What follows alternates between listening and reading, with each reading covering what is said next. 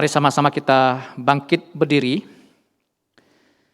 Ibadah kita hari ini kita mulai dengan satu pengakuan bahwa pertolongan kita adalah di dalam nama Tuhan yang menjadikan langit dan bumi.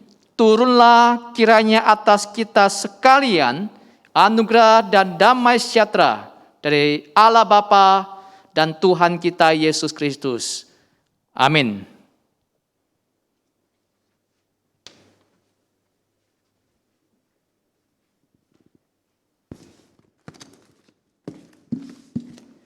Terpujilah nama Yesus, malaikat bersujud. All hail the power of Jesus' name. Ini menjadi hymn of the month. Di sepanjang bulan Agustus kita sudah menyanyikan bersama. Kiranya hymn ini boleh terus menginspirasi kita untuk memuji, memuliakan namanya, menyatakan kebaikan Tuhan, beri hormat bagi Dia.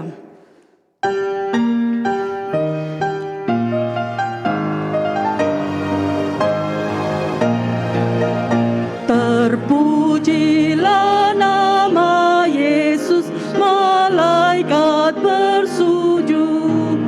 Sembahkan mahkota mulia, beri hormat padanya. Sembahkan mahkota mulia, beri hormat padanya. Semua yang ditebusnya, semua yang ditebuskannya, bersyukur bersujud. Anugerahnya selamatkanku, beri hormat padanya. Anugerahnya selamatkanku, beri hormat padanya.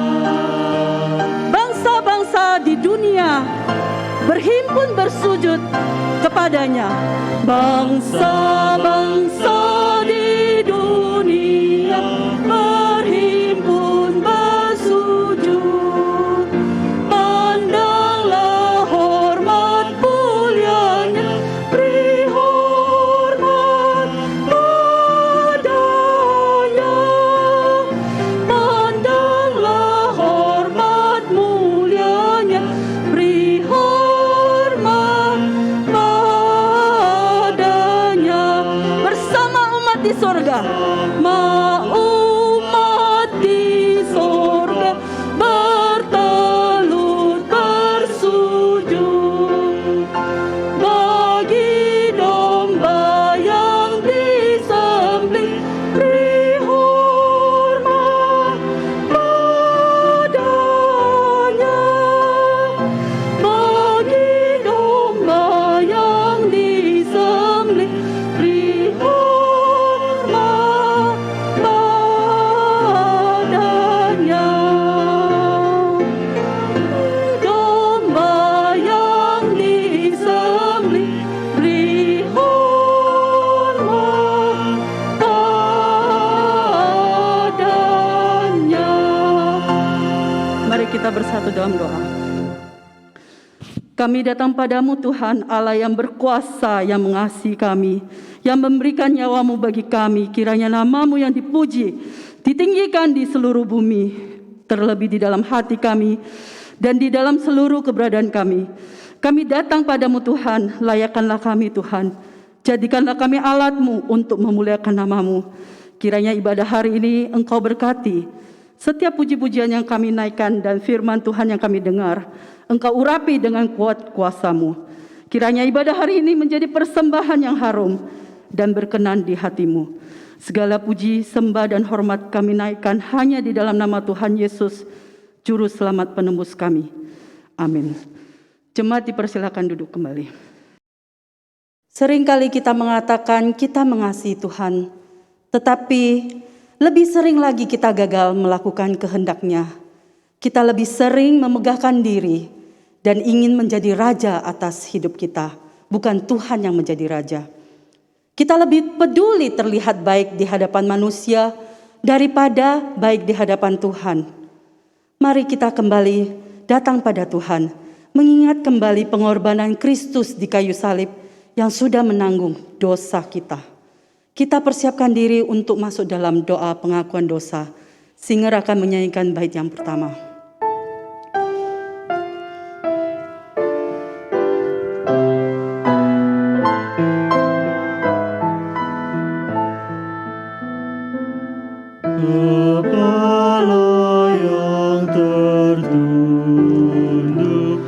Mari kita datang pada hadirat Tuhan. Mari kita ingat bagaimana pengorbanan Tuhan Yesus di kayu salib. Bawalah diri kita yang penuh dosa ini ke hadapan-Nya.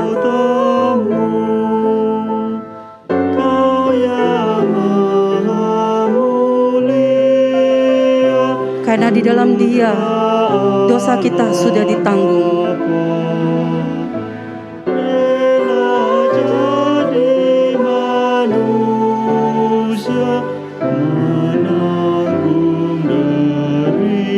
Ya Tuhan yang Kau tanggung, ya Tuhan yang Kau tanggung, yaitu salahku, dosaku yang Kau tanggung di kayu salibmu. Oh kasihani yang harus dicela. Ampunilah hambamu, beri anugerah-Mu.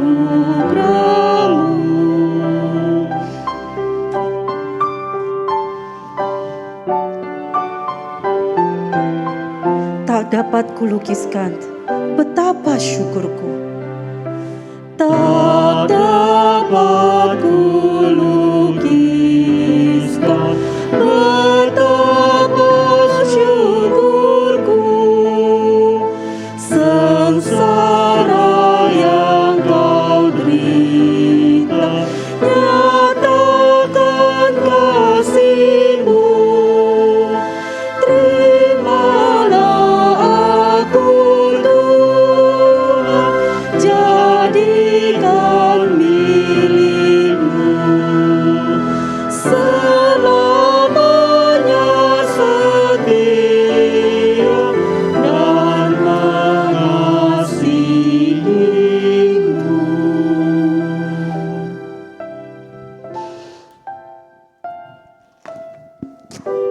Mari sama-sama kita datang di hadapan Tuhan.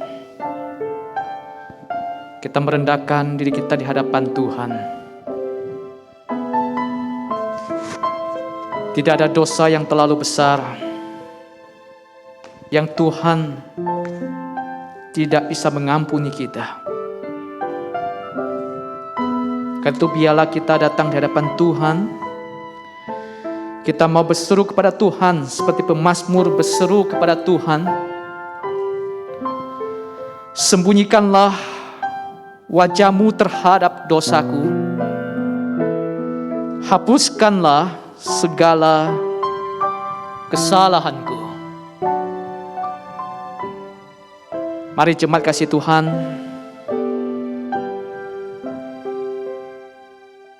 saat ini kita sedang beribadah kepada Tuhan, menghadap Allah yang Maha Kudus. Sesungguhnya siapakah kita ini sehingga kita bisa datang di hadapan Dia? Kita hanyalah orang-orang berdosa. Kita hanyalah orang-orang yang penuh dengan cacat celah. Namun jikalau yang penuh dengan dosa dan penuh cacat celah ini bisa datang di hadapan Tuhan, sesungguhnya itulah anugerah Tuhan kepada kita semua. Dan biarlah di dalam anugerah yang kita terima daripada Tuhan, kita ingin sekali lagi datang di hadapan Dia, merendahkan diri kita, kembali memohon belas kasihan Tuhan untuk dosa-dosa kita. Mari kita mengaku dosa kita dan mohon pengampunan daripada Tuhan.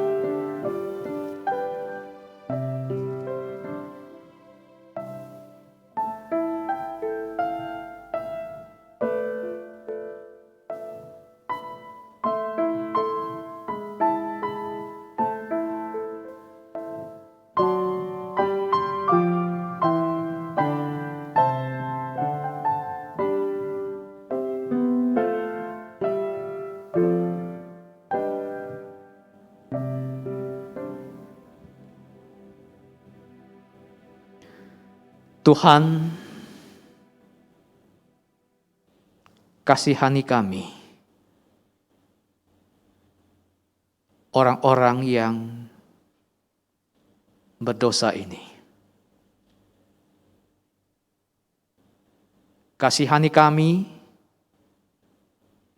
anak-anak-Mu yang terus bergumul dalam dosa kami. Tidak ada dosa yang terlalu besar yang Engkau Tuhan tidak bisa mengampuni kami. Yang ada adalah kekerasan hati kami, kesombongan kami, keangkuhan kami, untuk kami terus hidup dalam dosa kami. Tuhan, gelisahkanlah hati kami, jikalau Engkau mendapati kami masih terus hidup dalam dosa kami. Panggillah kami kembali, jika Engkau mendapati kami masih terus jauh daripada Engkau. Dan biarlah kami sekali lagi Tuhan memperoleh belas kasihan daripada Engkau, mulai Engkau mengampuni kami, orang-orang yang berdosa ini. Tuhan, curahkanlah pengampunan kepada kami, orang-orang berdosa ini. Hanya dalam nama Tuhan Yesus, kami berdoa. Amin. Berita jaminan pengampunan dosa di kitab Yeremia pasal 33 ayat 8. Aku akan mentahirkan mereka dari segala kesalahan yang mereka lakukan dengan berdosa terhadap aku. Dan aku akan mengampuni segala kesalahan yang mereka lakukan dengan berdosa dan dengan memberontak terhadap aku. Mari dengan sikap yang penuh hormat pada Tuhan, kita sama-sama bangkit berdiri. Bersama-sama dengan sejemaat Tuhan di segala tempat dan abad, kita akan mengakui pengakuan iman kita seturut dengan pengakuan iman rasuli yang berkata demikian. Aku percaya kepada Allah, Bapa yang Maha Kuasa, Khalik langit dan bumi, dan kepada Yesus Kristus, anaknya yang tunggal, Tuhan kita, yang dikandung daripada Roh Kudus, lahir dari anak darah Maria, yang menderita sengsara di bawah pemerintahan Pontius Pilatus, disalibkan, mati dan dikuburkan, turun ke dalam kerajaan maut. Pada hari yang ketiga, bangkit pula dari antara orang mati, naik ke sorga, duduk di sebelah kanan Allah, Bapa yang Maha Kuasa, dan dari sana Ia akan datang untuk menghakimi orang yang hidup dan yang mati. Aku percaya kepada Roh Kudus, gereja yang kudus dan am, persekutuan orang kudus, pengampunan dosa, kebangkitan tubuh, dan hidup yang kekal. Amin. Jemaat dipersilakan duduk kembali.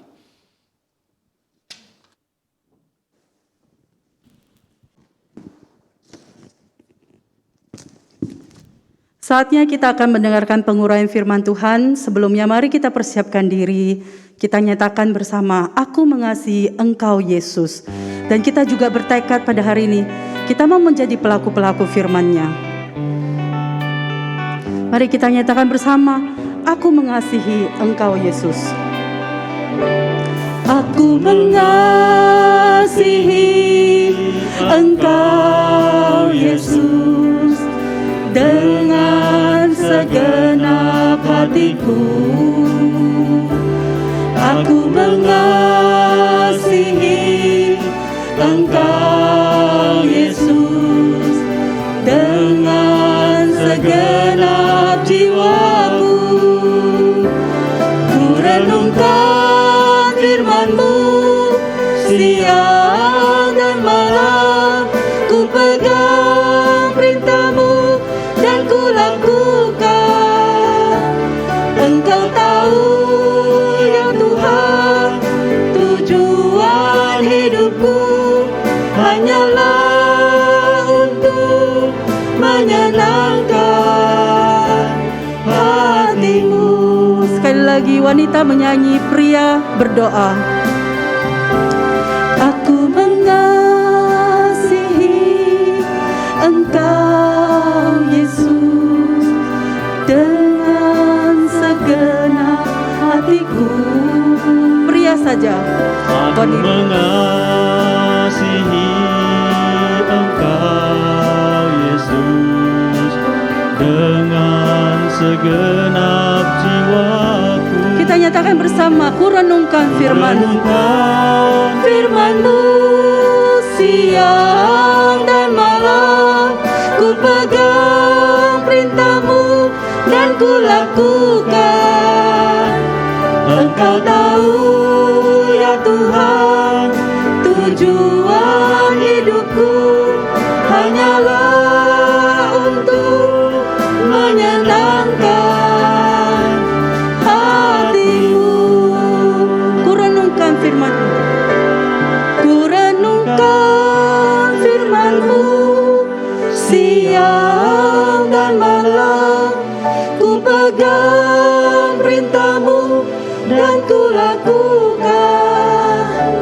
Engkau tahu ya Tuhan, tujuan hidupku hanyalah untuk menyenangkan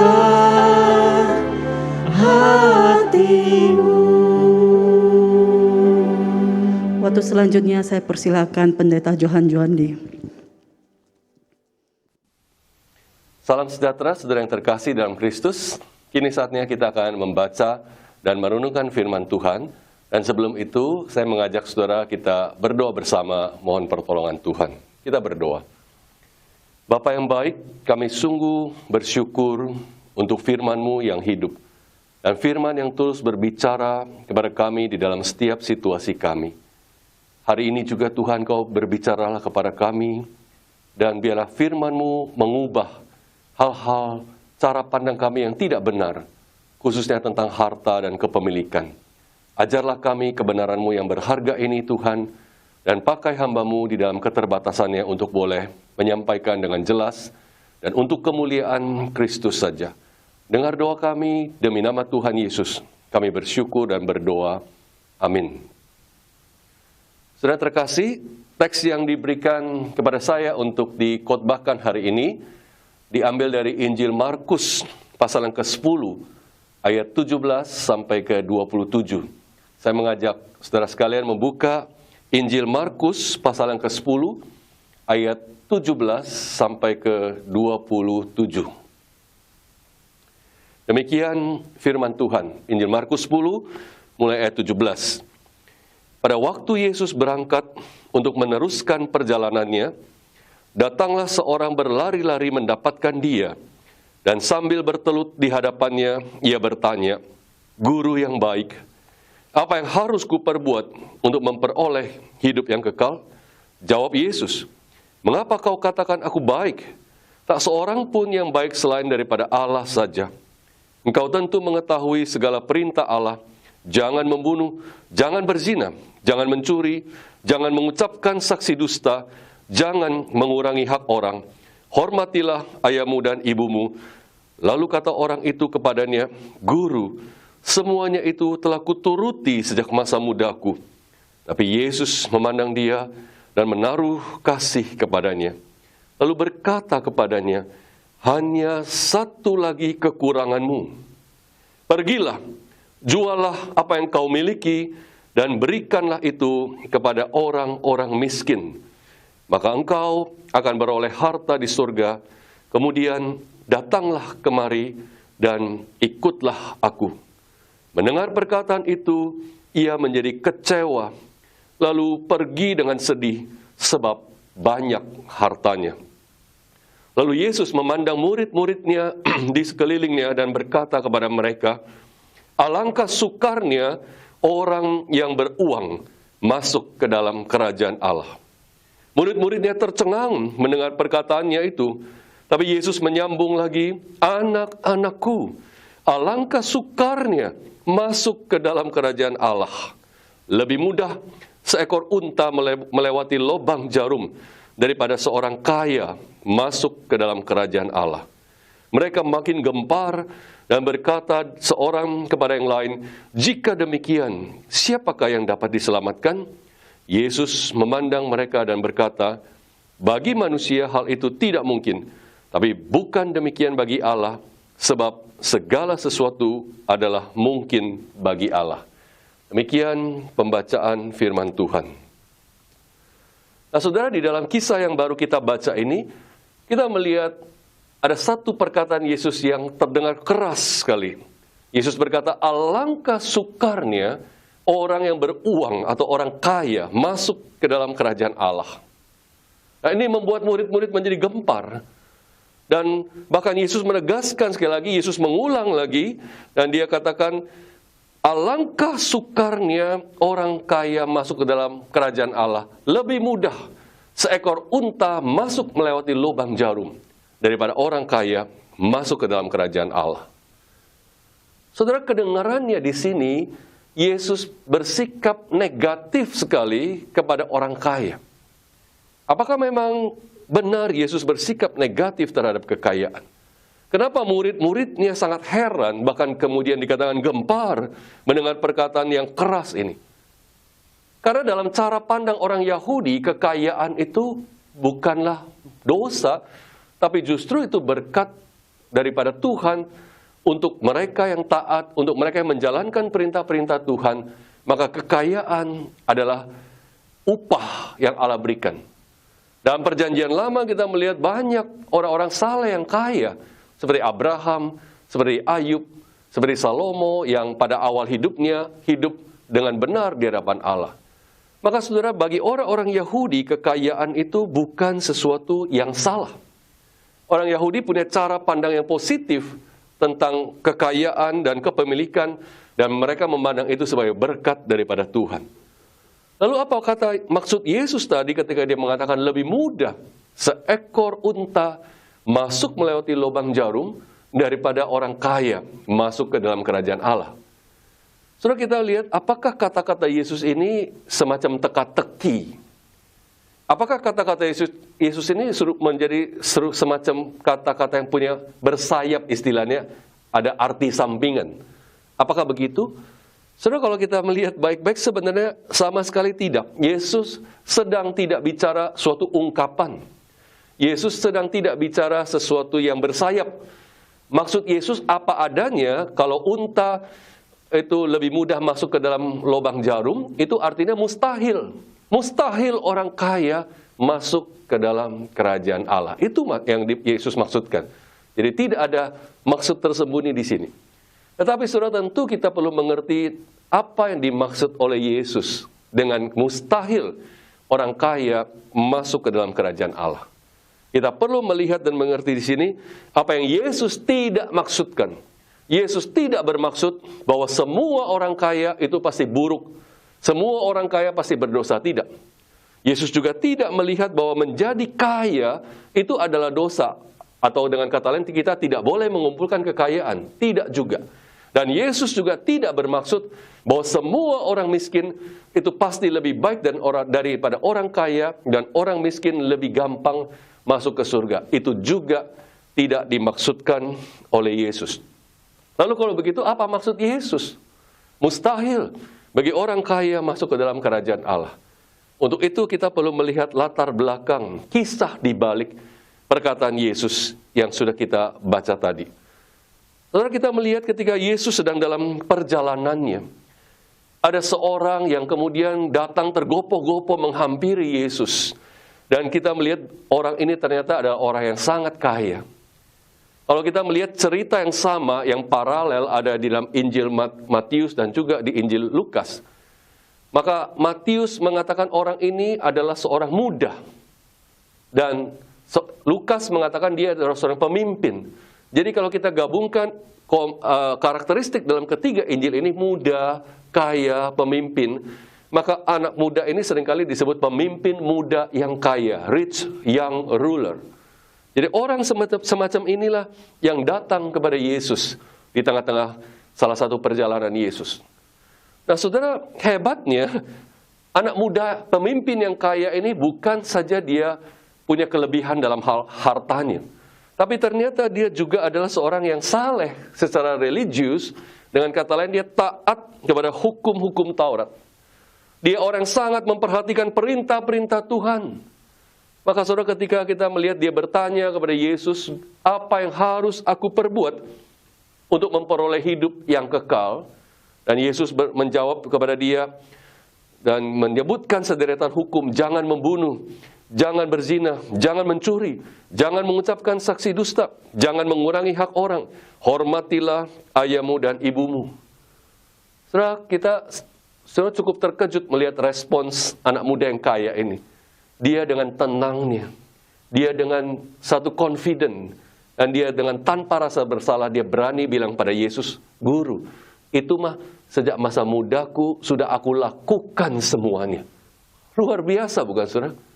Dia mengingat hukum-hukum itu dan dia bilang, sejak masa mudaku udah kuturuti semua, sudah kutaati semua. Dan saudara, kita lihat ini cocok dengan cara pandang orang Yahudi bahwa ketaatan kepada hukum Taurat itu membawa berkat Allah, antara lain kekayaan. Jadi sampai di sini kita seperti melihat nothing wrong, nggak ada yang salah dengan anak muda pemimpin yang kaya ini. Dan yang lebih surprising lagi, kita melihat Yesus juga tidak menyanggah jawaban anak muda ini. Yesus tidak bilang, kamu bohong. Yesus tidak bilang, yang benar, apakah sudah semua kamu yakin?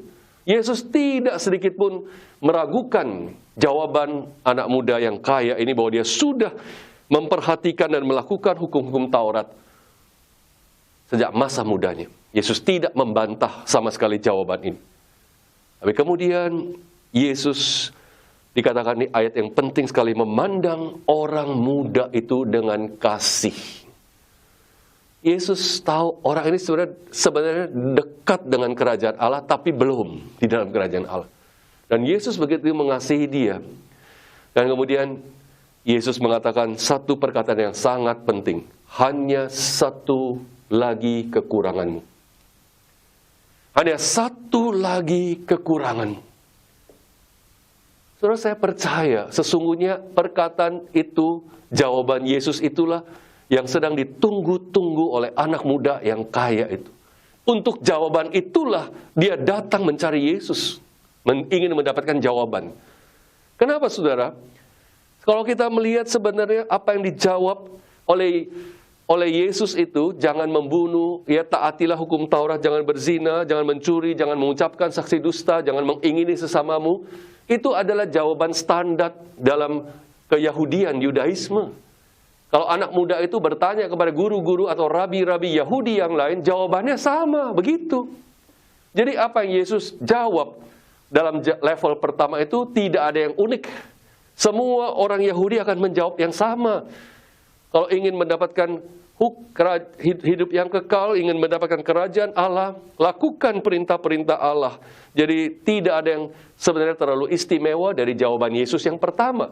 Dan anak muda ini bukannya nggak tahu, dia sudah tahu. Maka itu dia sudah lakukan sejak masa mudanya. Dan anak muda kaya ini datang kepada Yesus bukan cari jawaban itu. Dia sudah tahu. Dia mencari Yesus untuk mendapatkan satu jawaban yang beyond, yang melampaui jawaban standar orang Yahudi terhadap pertanyaan yang penting itu. Itu sebabnya kita membaca tadi anak muda itu datang dengan berlari-lari. dengan tergopoh-gopoh. Karena begitu inginnya dia mendengar jawaban yang paling hakiki, yang paling benar, paling jujur. Meskipun jawaban itu menyakitkan. Saudara, anak muda ini, dia tahu Yesus adalah rabi Yahudi yang berbeda dengan semua guru Yahudi yang lain. Dia tahu Yesus punya jawaban yang dia cari dan dia butuhkan. Dan disitulah dia menemukan memang Yesus tahu kedalaman hatinya. Dan tidak seorang pun menjawab seperti Yesus menjawab kepada anak muda itu. Hanya satu lagi kekuranganmu. Ini menyakitkan. Tapi inilah kebenaran. Inilah kejujuran yang Yesus harus katakan kepada anak muda itu. Saudara, sejujurnya orang muda ini ingin berkata, aku telah melakukan segala sesuatu dengan benar. Aku sukses secara ekonomi. Aku sukses secara sosial. Aku sukses secara moral. Aku sukses secara religius, secara rohani. Tapi memang aku masih merasakan ada sesuatu yang kurang. Dan untuk itulah aku datang kepadamu, aku ingin dapat jawaban. Itulah cetusan hati terdalam dari anak muda yang kaya ini, pemimpin muda kaya ini. Dan Yesus dengan jujur, meskipun dengan kata-kata yang keras tapi penuh kasih, hanya satu lagi kekuranganmu, pergilah, jualah hartamu, dan berikanlah itu kepada semuanya itu kepada orang-orang miskin. Maka engkau akan beroleh harta di surga, dan setelah itu datanglah kemari dan ikutlah aku.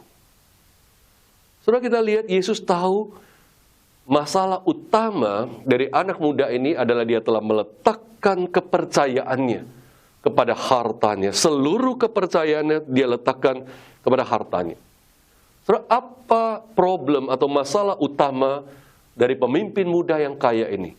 Masalah utama dia bukan karena dia kaya. Itu penting kita mengerti. Masalah utama dia bukan karena dia kaya. Bukan karena kekayaan itu berdosa. Masalah utama dia adalah dia telah meletakkan rasa amannya, security-nya itu di dalam hartanya. Hartanya itu menjadi statusnya. Hartanya itu menjadi identitasnya. Dan hartanya itu menjadi arti hidupnya. Dia letakkan itu semua dan dia menemukan arti hidupnya itu di dalam hartanya. Maka saudara bisa bayangkan ketika Yesus meminta dia serahkan semuanya. Jual semuanya, berikan semuanya kepada orang miskin. Dan kemudian ikut Yesus. Dia kaget setengah mati. Jawaban yang dia sangat nanti-nantikan sudah diberikan. Jawaban yang dia cari-cari, yang dia harapkan sudah dinyatakan. Tapi jawaban itu terlalu keras untuk dia. Karena Yesus sebenarnya meminta dia menyerahkan hartanya yang berarti seluruh arti hidupnya dan identitasnya. Bagi dia itu terlalu besar. Bagi dia itu terlalu banyak. Dan dia mungkin berpikir ternyata harga untuk memperoleh hidup yang kekal itu tinggi sekali. Dan dia tidak mau melakukannya. Dikatakan dia pergi dengan sedihnya sebab banyak hartanya. Saudara, kalau kita lihat kisah anak muda, pemimpin muda yang kaya ini, adalah satu ironi yang besar kalau kita kontraskan dengan cerita di perikop sebelumnya. Kalau kita lihat satu cerita sebelum kisah ini, bagaimana anak-anak datang kepada Yesus, dibawa kepada Yesus untuk diberkati.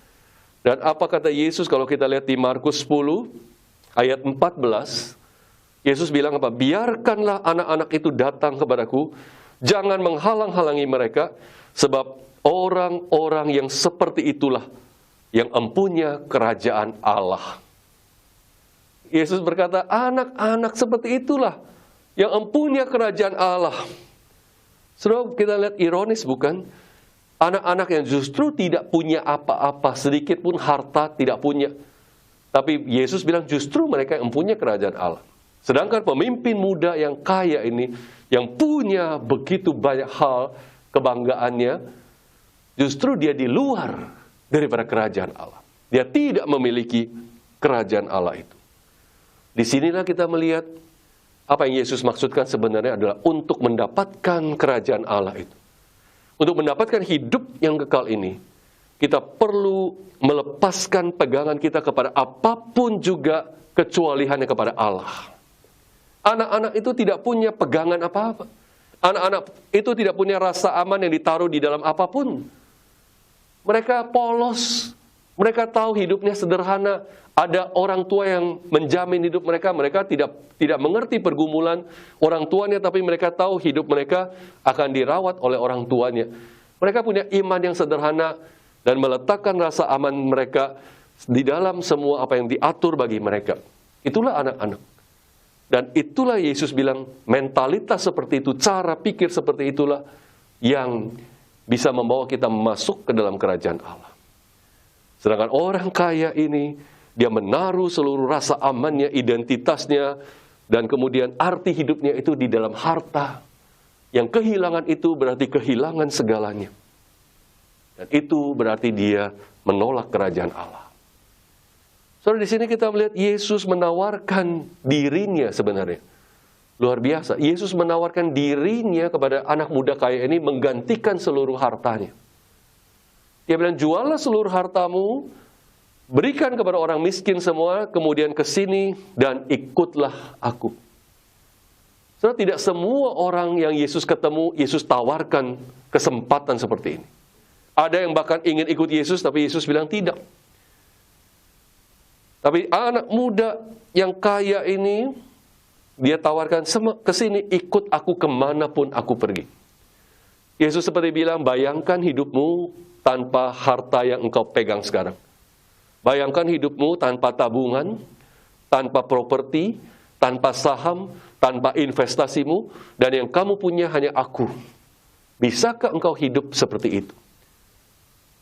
Dan Yesus ingin menawarkan anak muda kaya ini mengganti rasa amannya bukan dalam harta tapi dalam Yesus. Yesus ingin anak muda yang kaya ini mengganti identitasnya yang bukan pada harta kekayaannya tapi pada Yesus. Dan Yesus ingin anak muda ini mengganti arti hidupnya, meaningnya, bukan di dalam apa yang dia miliki kekayaan itu, melainkan di dalam Yesus Kristus sendiri. Tapi anak muda itu menolak. Dia pergi dengan sedihnya karena hartanya itu adalah pusat identitasnya. Dia berpikir menyerahkan seluruh hartanya itu sama saja kehilangan dirinya sendiri. Sangat menyedihkan, saudara.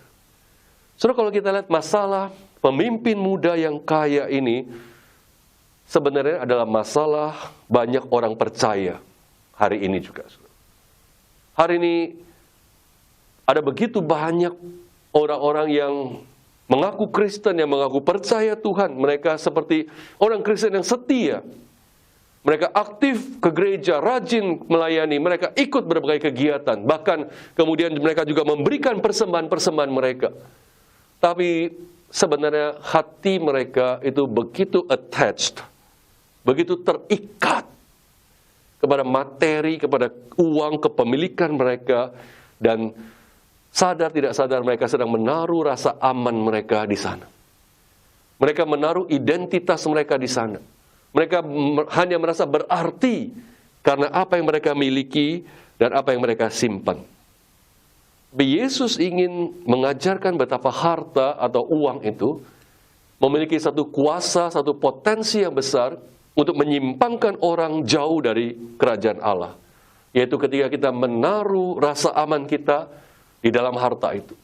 Artinya kita melihat nilai hidup saya tergantung berapa yang saya miliki, harta saya, dan kelangsungan hidup saya ke depan, masa depan saya, itu bergantung kepada berapa yang saya simpan untuk saya dan keluarga saya.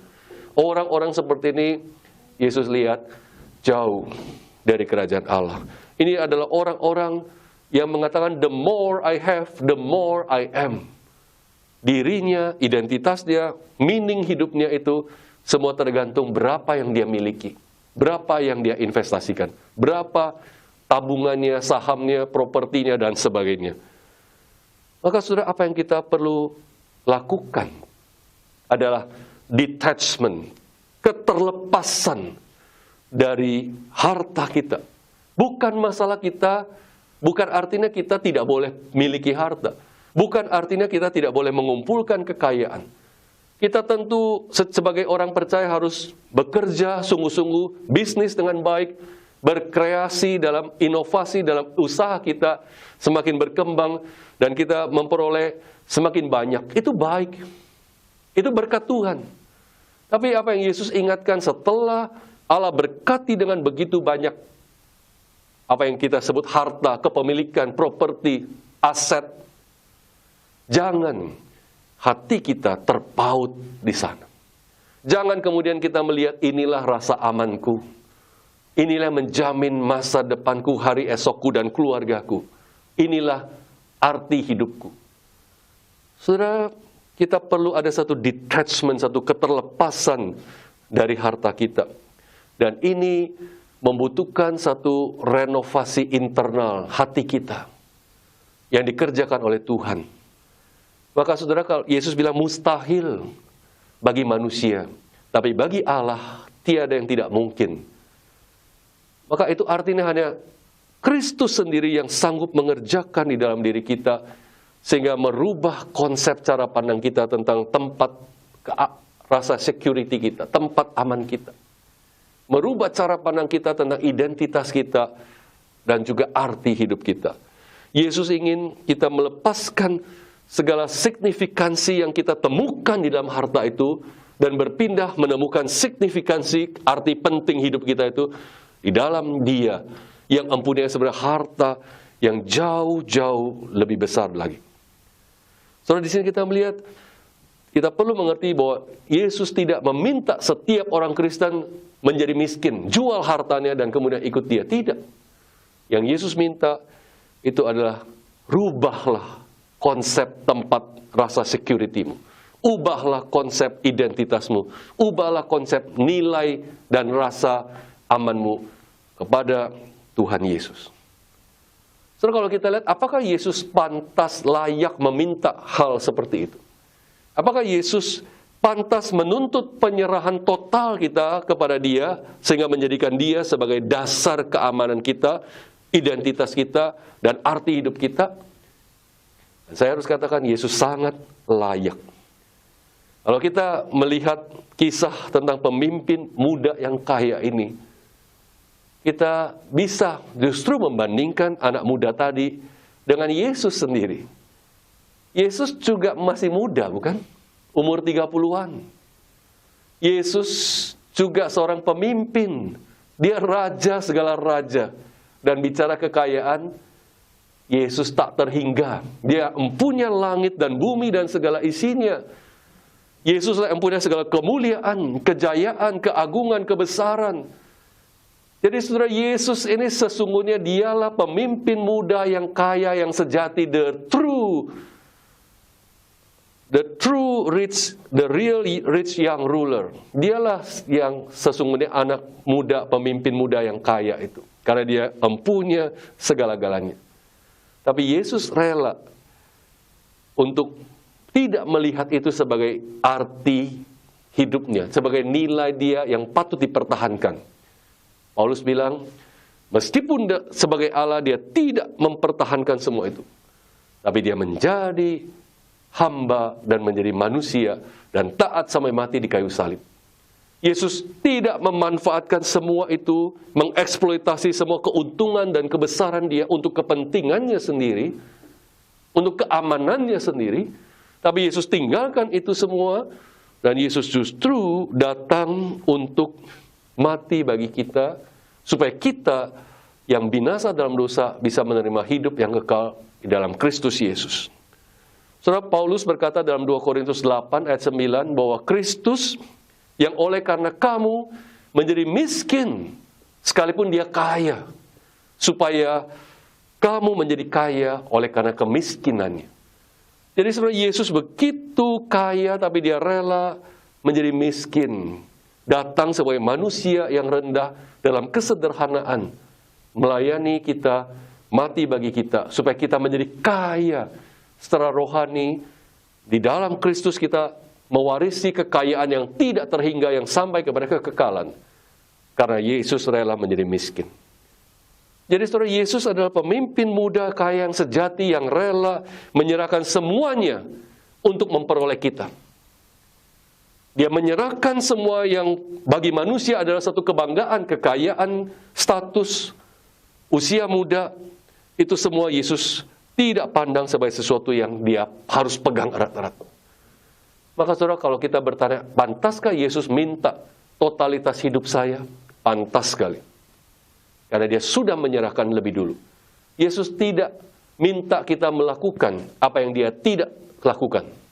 Dia sendiri lakukan itu, meninggalkan semua itu, taat kepada kehendak Bapa, melihat kepentingan kerajaan Allah lebih dari segala-galanya. Dan itu sebabnya Yesus pantas meminta totalitas dedikasi hidup kita. Namun itu bukan untuk keuntungan dia, itu justru untuk keuntungan dan berkat bagi kita. Yesus ingin kita menemukan identitas baru kita bukan lagi di dalam apa yang ada di dunia ini. Harta kita, kepemilikan kita. Yesus ingin kita menemukan arti hidup kita, status kita bukan lagi di dalam berapa banyak yang saya pegang. Tapi apa yang lebih penting, di tangan siapa aku dipegang. Di tangan Tuhan, kita jauh lebih aman daripada berapa yang kita pegang di tangan kita. Yesus ingin kita menemukan satu rasa aman yang baru, bukan lagi di dalam berapa yang saya punya, tapi siapa yang memiliki saya, itu jauh lebih penting. Maka saudara, uang, harta, kuasa adalah hal berkat Tuhan yang baik. Tapi jangan sampai berkat Tuhan itu kemudian membuat kita buta, sehingga kita begitu attached, terikat kepada itu semua, dan kita seperti anak muda yang kaya ini, yang akhirnya pergi dengan sedihnya. Yesus sudah begitu mengasihi dia. Yesus sudah menyatakan satu hal yang jujur, hanya satu kekuranganmu. Dan itu yang dia ingin tahu, itu yang dia ingin dengar, tapi dia tidak sanggup melakukannya. Kita datang kepada Yesus, karena dialah segala-galanya. Dialah yang memberikan hidup yang paling indah, paling berarti, yang kepadanya kita bisa mempercayakan hidup kita paling aman di dalam tangan dia. Bukan berapa yang di tanganku yang membuat hidupku aman. Yesus menawarkan dirinya. Maukah engkau mengikuti aku? Dan tidak lagi menaruh rasa amanmu di dalam apa yang ada di dalam tabunganmu, depositomu, asetmu, propertimu, tapi di dalam aku. Yesus bertanya dan menantang kepada saudara. Mari kita berdoa, saudara. Bapa, kami bersyukur untuk firman-Mu hari ini boleh mengajar kami satu kebenaran yang begitu penting. Tuhan, kasihani kami. Kalau kami jangan-jangan tanpa sadar juga seperti orang muda kaya ini. Kami hidup begitu religius, kami hidup kelihatannya seperti orang percaya yang luar biasa taat. Namun diam-diam kami menaruh rasa aman kami. Diam-diam kami menaruh identitas kami, status kami, arti hidup kami, bukan di dalam Kristus, melainkan harta dan segala kepemilikan yang Tuhan percayakan, titipkan bagi kami. Biarlah firman-Mu boleh mengubah hidup kami hari ini. Dan Tuhan yang memberikan kami satu cara pandang yang baru, bahwa memiliki Kristus itu adalah memiliki kerajaan Allah. Memiliki Kristus itu adalah memiliki segala-galanya. Tapi kehilangan engkau itu adalah kehilangan segala-galanya. Terima kasih Tuhan, dengar doa kami, dengar permohonan kami. Demi nama Tuhan Yesus, kami bersyukur dan berdoa. Amin.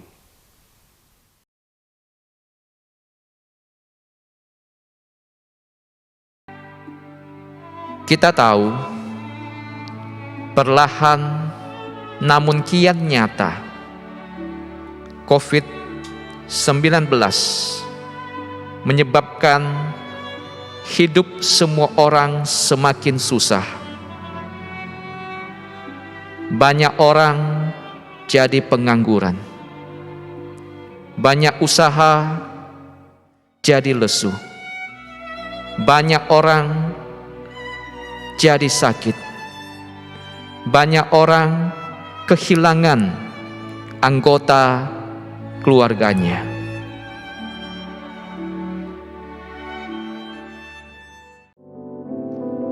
Tapi Tahukah kita mengapa Tuhan mengizinkan kita hidup di masa-masa yang sulit seperti sekarang ini?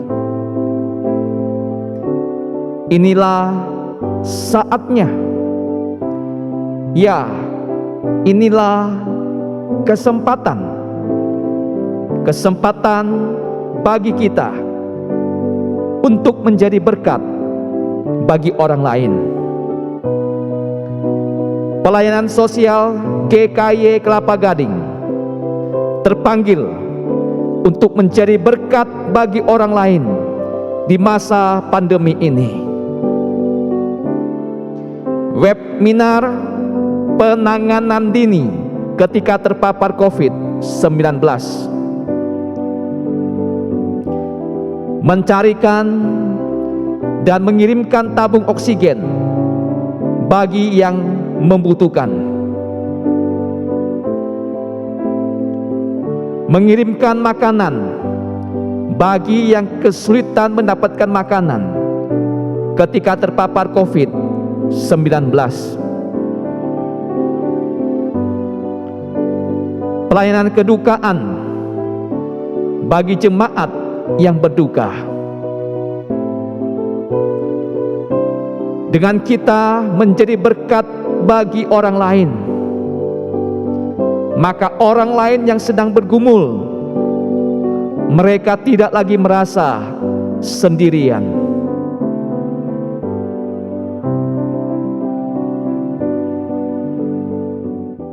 Saya, Kamu Kita semua bisa menjadi berkat. Jemaat yang terkasih, sungguh kita memuji Tuhan melihat pelayanan diakonia di GKY Kelapa Gading. Melalui uluran tangan Bapak Ibu sekalian, pelayanan diakonia dapat berjalan dengan lancar. Kami mengucapkan terima kasih untuk segala jeripaya dan bantuan dari jemaat sekalian yang membantu jemaat yang sedang membutuhkan atau yang sedang sakit, terutama di saat mereka menjalani hari-hari di mana mereka harus berjuang melawan COVID. Ya, saat ini adalah minggu kelima dan persembahan minggu ini didedikasikan untuk pelayanan diakonia. Kiranya pelayanan ini boleh terus berjalan dengan lancar melalui uluran tangan Bapak Ibu sekalian. Persembahan kali ini akan diiringi oleh vokal grup RVG, kita akan saksikan bersama.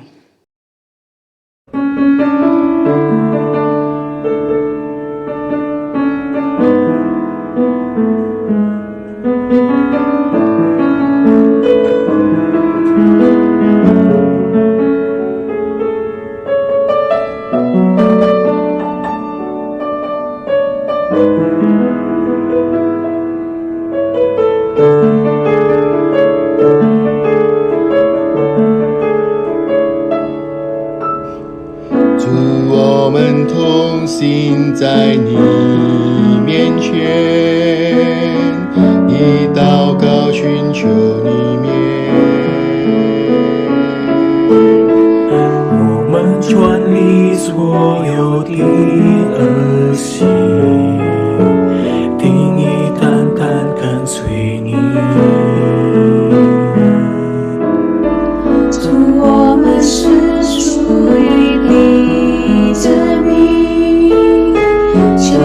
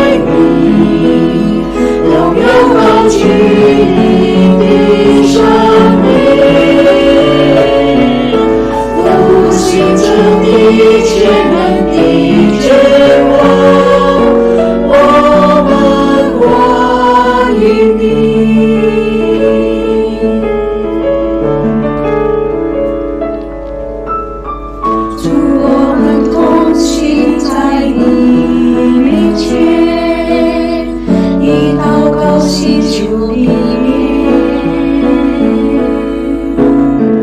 我们转离所有的恶行，灵意单单跟随你。主，我们国家是属于你，求你来掌管全地。愿你来怜悯医治这地，荣耀在此降临。我们不求你好保护，神灵的宝座在这里，你闭着眼看着恶垂听，封住你的呼求，万年都要来敬拜你，荣耀高举你的生命，复兴真理全能的君王，我们欢迎你，我们不求你好保护，神灵的宝座在这里，你闭着眼看着恶垂听，封住你的呼求，万年都要来敬拜你，荣耀高举你的生命，复兴真理全能的君王，我们欢迎你，复兴真理全能的君王，我们欢迎你。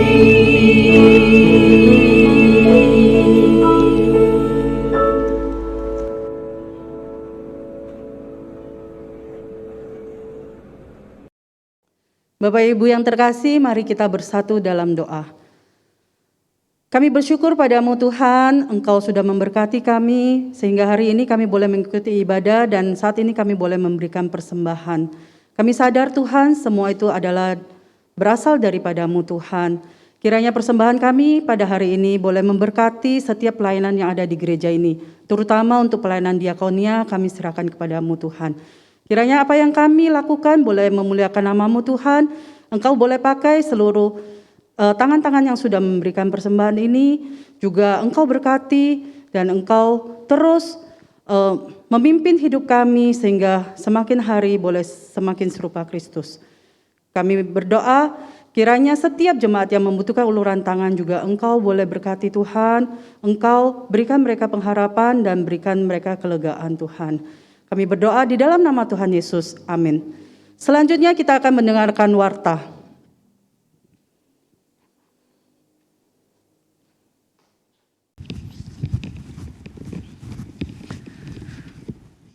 Jemaat sekalian, kita sangat bersyukur kalau kembali kesempatan minggu ini saudara dan saya kita boleh dapat beribadah bersama. Di tengah-tengah segala situasi yang kita alami, biarlah setiap puji-pujian yang dinaikkan dalam ibadah seperti ini, firman Tuhan yang disampaikan, firman Tuhan yang dibacakan itu menjadi satu kekuatan rohani bagi setiap kita. Bersyukur untuk rekan-rekan dari RVG yang boleh melayani dalam persembahan pujian persembahan tadi. Dan biarlah itu menjadi satu kerinduan kita. Segala bangsa boleh sungguh datang kembali kepada Tuhan, mengalami anugerah Tuhan dan kemuliaan Tuhan boleh dinyatakan. Terima kasih untuk rekan-rekan RVG yang boleh melayani. Tuhan memberkati, Tuhan terus memakai setiap saudara. Dan kita juga bersyukur untuk hari ini di mana Pak Johan Juandi, Pendeta Johan Juandi yang juga adalah dosen daripada STT Amanat Agung boleh melayani kita.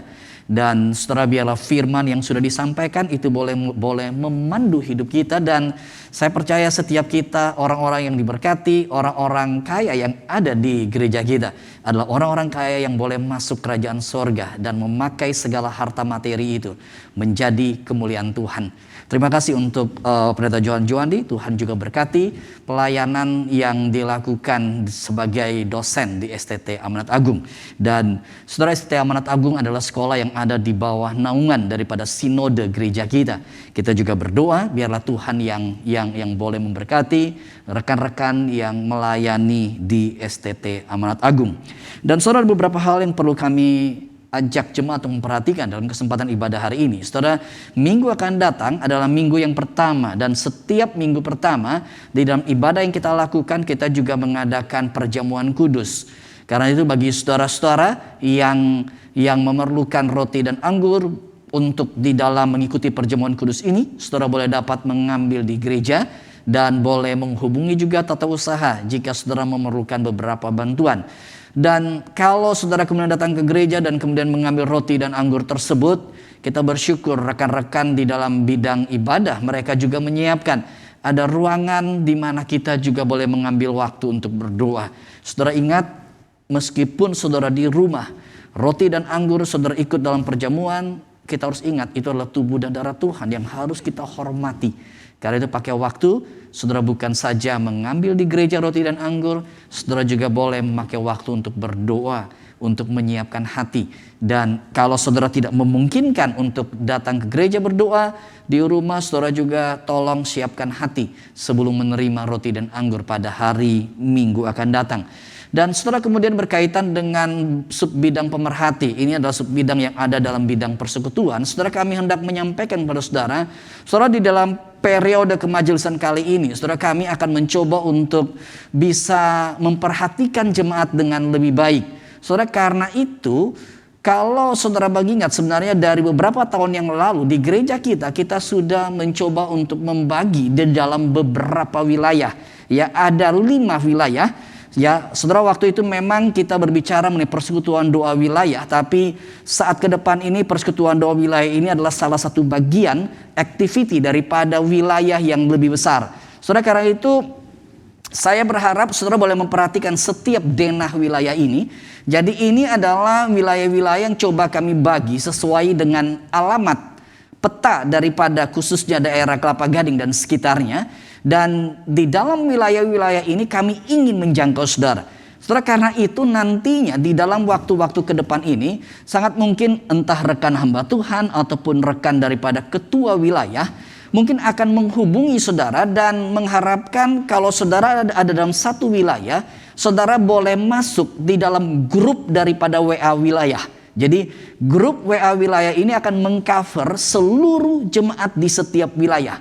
Saudara, dan kami berharap kalau nanti ketika saudara punya pergumulan atau saudara punya sukacita, kita boleh berbagi bersama dalam perjalanan iman ini. Saudara, dan saya percaya sangat mungkin ada di antara jemaat di satu kompleks, ya, di satu wilayah, di satu kompleks perumahan, satu kompleks tertentu di Kelapa Gading ini, sangat mungkin saudara ada tetangga yang juga adalah jemaat dari GKI Kelapa Gading. Nah, dengan wilayah ini kami berharap supaya saudara benar-benar bisa kenal satu sama lain. Ya, jadi jangan sampai kita satu kompleks tapi kita nggak pernah tahu. Oh, lu GKI Kelapa Gading juga, begitu loh jadinya. Ya, jadi kami berharap dengan WA group ini bisa lebih menjangkau saudara, merangkul saudara, dan juga nanti kami akan informasikan activity-activity yang kita mungkin ada, termasuk misalnya dalam persekutuan doa wilayah yang umumnya Rabu keempat dilakukan, ya, tetapi kita ke depan lebih konsep daripada wilayah, ya. Jadi ada wilayah 1, wilayah 2, wilayah 3, wilayah 4, wilayah 5 dengan tertera di situ, dan kami akan mensosialisasikan hal ini. Kami berharap saudara boleh join bersama dan gereja ini boleh menjadi gereja yang sungguh-sungguh bisa saling memperhatikan satu sama lain, saling memperhatikan satu sama lain. Dan saudara kemudian di dalam Gema, ya, ada Gema e-book, ya, saudara boleh men-scan QR code yang ada ini, dan saudara berharap kita juga boleh terus bertumbuh di dalam bacaan-bacaan Alkitab yang dilakukan setiap harinya. Saudara, dan kemudian juga berkaitan dengan aktiviti rutin sore nanti di dalam sekolah minggu, ya, tetap seperti biasa jam 5 kami mendorong orang tua boleh mendorong anak-anak untuk bisa join bersama. Dan kemudian juga Komisi Wanita, ya Jumat akan datang, mereka akan ada fellowship pada jam 4 sore. Saudara juga kemudian boleh dapat join bersama, bertumbuh bersama dalam persekutuan wanita yang ada. Dan dari sinode kita dengan donasi plasma, ya kami mendorong setiap saudara yang mendapatkan anugerah Tuhan, kekuatan Tuhan melewati masa-masa yang tidak mudah di dalam berhadapan dengan COVID-19. Dan kalau saudara sudah melewati masa-masa pemulihan tersebut dan di dalam beberapa kriteria yang ada, yang tertera di situ, saudara, kami berharap saudara boleh menghubungi hotline yang ada dari sinode kita. Jadi 0818 plasma, supaya saudara mungkin boleh menjadi pendonor sehingga boleh menjadi berkat bagi orang-orang yang lain. Dan bagi saudara yang membutuhkan, saudara juga boleh menghubungi menghubungi nomor hotline yang ada. Dan selanjutnya adalah berkaitan dengan IPK, tahun ajaran baru yang akan segera dibuka. Saudara boleh dapat mendaftarkan diri dan kami mendorong jemaat-jemaat GKI Kelapa Gading atau saudara yang mengikuti ibadah ini, kalau ada di areal-areal yang bisa terjangkau dengan sekolah IPK, kami mendorong saudara juga boleh membawa anak-anak sekolah di sekolah IPK. Saudara, saya rasa itu beberapa hal yang perlu kami perhatikan, kami ajak jemaat perhatikan bersama. Dan saudara, mari kita bangkit berdiri. Kita sebelum menerima berkat Tuhan, kita akan berdoa bersama-sama. Kita akan berdoa bersama-sama. Bapa di dalam surga, kami sungguh bersyukur di dalam perjalanan daripada bangsa dan negara kami, khususnya berkaitan dengan kondisi COVID-19. Kami bersyukur untuk ada hal-hal yang baik yang Tuhan kerjakan. Dan kami juga berdoa untuk yang ada di daerah di luar Jawa, di mana kondisi juga ada beberapa daerah yang masih bergumul dengan cukup serius. Kami hanya meminta anugerah-Mu. Dan Tuhan, kami sungguh sehati berdoa memohon Tuhan yang melawat, memberikan penghiburan kepada setiap jemaat-jemaat, khususnya ketika anggota keluarga berhadapan dengan COVID, atau setiap anak-anak Tuhan, anggota keluarga berhadapan dengan COVID, dan bahkan mungkin berhadapan dengan realitas kematian. Oh Tuhan, kami sungguh hanya meminta belas kasihan-Mu. Tuhan tolong kuatkan, Tuhan tolong hiburkan. Dan biarlah bangsa dan negara kami boleh melewati masa-masa ini. Dan bukan hanya bangsa dan negara kami, juga dunia Tuhan, juga dunia. Kami sungguh berdoa Tuhan, kami boleh melewati masa pandemi ini dengan kekuatan dan anugerah Tuhan. Dan Tuhan, kami juga teringat Tuhan saat ini untuk anak-anak kami yang dalam kondisi studi online sudah sekitar 1 tahun. Tuhan, sangat berat, tidak mudah. Mungkin mereka stres, dan begitu banyak anak-anak yang ketika berhadapan dengan stres, dengan akses internet yang begitu rupa, mereka mungkin main game, mungkin mereka surfing, mungkin mereka browsing dan sebagainya. Tuhan, ada begitu banyak hal yang kami tahu di sekeliling kami, ada banyak hal-hal yang juga tidak baik. Karena itu Tuhan, kami berdoa, jagalah anak-anak kami. Dan para orang tua, Tuhan tolong, baik para ayah, baik para ibu, Tuhan kuatkan mereka. Sehingga mereka boleh bersehati mendampingi anak-anak ini. Kami sungguh berdoa untuk anak-anak kami. Kami mohon Tuhan tolong lindungi, Tuhan tolong jaga untuk kehidupan secara moral daripada anak-anak kami, kehidupan psikis daripada anak-anak kami. Dan masa depan anak-anak ini kami sungguh serahkan kepada Engkau. Berbelas kasihlah kepada anak-anak kami.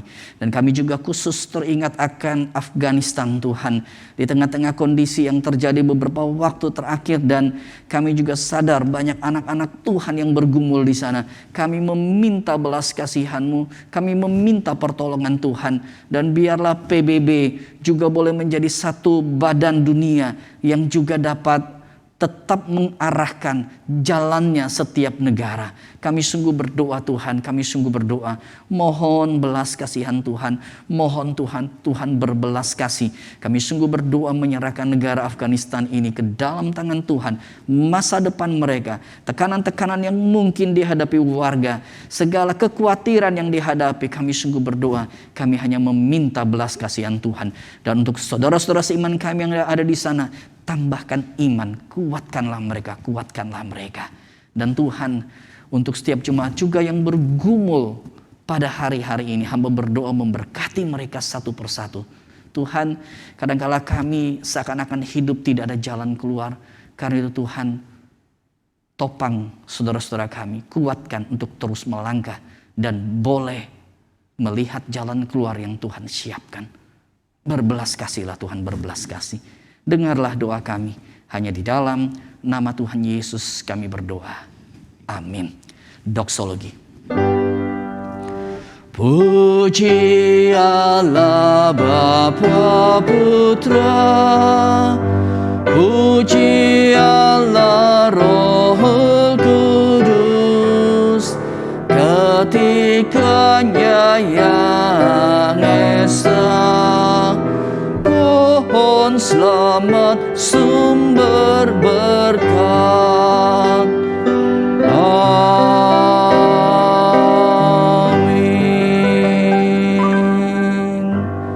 Jemaat yang dikasihi Tuhan, arahkanlah hatimu kepada Tuhan dan ketahuilah Tuhan tidak pernah meninggalkan engkau apapun pergumulanmu. Pandanglah kepada Yesus dan terimalah berkat dari Dia. Kasih setia daripada Allah Bapa serta anugerah daripada Tuhan kita Yesus Kristus dan penyertaan bimbingan daripada Allah Roh Kudus, berkat Allah Tritunggal turun atas hidupmu masing-masing, menyertai engkau semuanya, mulai saat ini sampai selama-lamanya. Amin.